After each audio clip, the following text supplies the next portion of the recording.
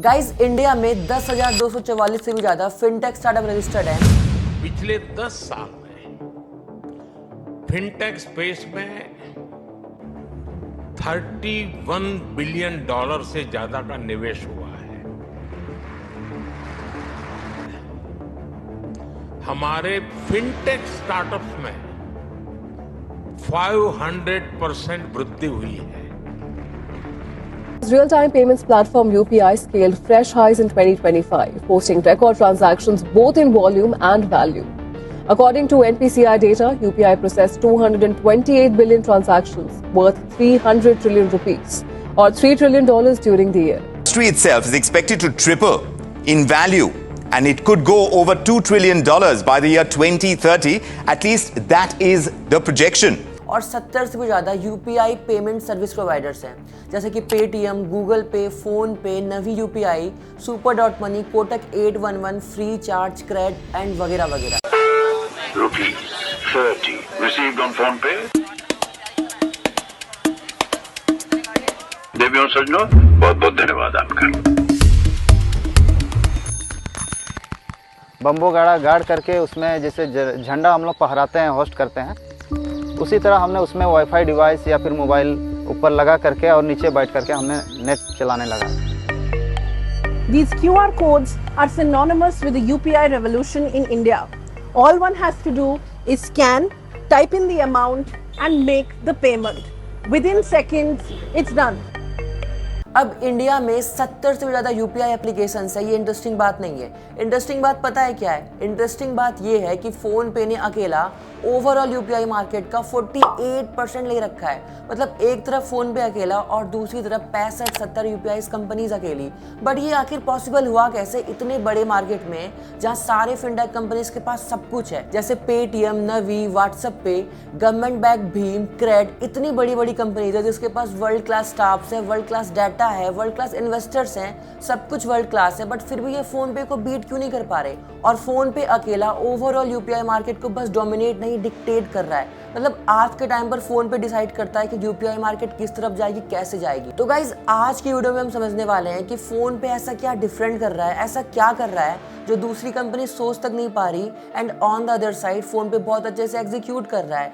क्यों आज के टाइम पर कोई दूसरी कंपनी फोन पे की स्ट्रेटेजी कॉपी नहीं कर सकती, और कैसे फोन पे मंथली 10 बिलियन से ज्यादा ट्रांजैक्शन प्रोसेस कर रहा है विदाउट एनी लैग और विदाउट एनी सर्वर इशू।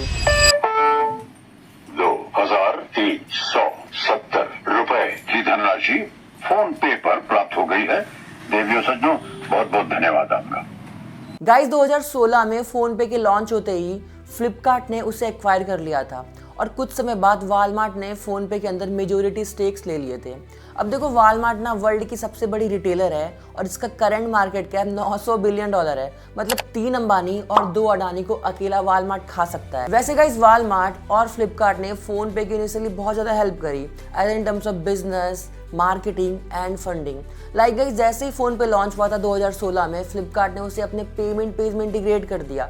अब भाई जब भी कोई बंदा फ्लिपकार्ट से ऑर्डर करता तो उसे फोन पे का नाम दिखता। इससे फोन पे की मार्केटिंग भी हो गई, लोगों का ट्रस्ट भी बना कि हाँ फोन पे नाम का एक ब्रांड है जिससे वो डायरेक्टली बैंक से पैसे ट्रांसफर कर सकते हैं, और तो और फोन पे को नए कस्टमर्स और ट्रस्ट भी मिला बना बनाया फ्लिपकार्ट का। वैसे गाइस यूपीआई के लॉन्च होते ही फोन पे ने यूपीआई को अपने सिस्टम में इंटीग्रेट कर दिया था। अब इस टाइम ना पेटीएम और फ्रीचार्ज जैसी कंपनीज वॉलेट्स के पीछे भाग रहे थे और फोन पे उनसे बहुत ज्यादा आगे था, क्योंकि ये डायरेक्ट बैंक ट्रांसफर करने का ऑप्शन देता था यूजर्स को। और 1-2 साल बाद ये बात सारी कंपनीज को समझ में आ गई थी। आप ऐसा भी कह सकते हो कि फोन पे के पास फर्स्ट मूवर एडवांटेज था। जिस टाइम सभी ब्रांड्स टियर 1 सिटीज के कंज्यूमर पे फोकस कर रहे थे, उसी टाइम फोन पे टियर 2 और टियर 3 सिटीज के स्मॉल बिजनेसमैन पे फोकस कर रहे थे, जो कि किराना स्टोर्स हैं। अब भाई इनको उस टाइम फोन पे ना क्यूआर से पेमेंट करना सिखा रहे थे कि कितना इजीली आप क्यूआर स्कैन करके पेमेंट कर सकते हो। उन्हें लो कॉस्ट पीओएस डिवाइस दे रहे थे कि भाई बिना फोन रहते हुए भी तुम ट्रांजेक्शन सुन सकते हो। और गाइज यही रीजन है आज के टाइम पर करोड़ों किराना स्टोर्स फोन पे यूज करते हैं, और फोन पे मंथली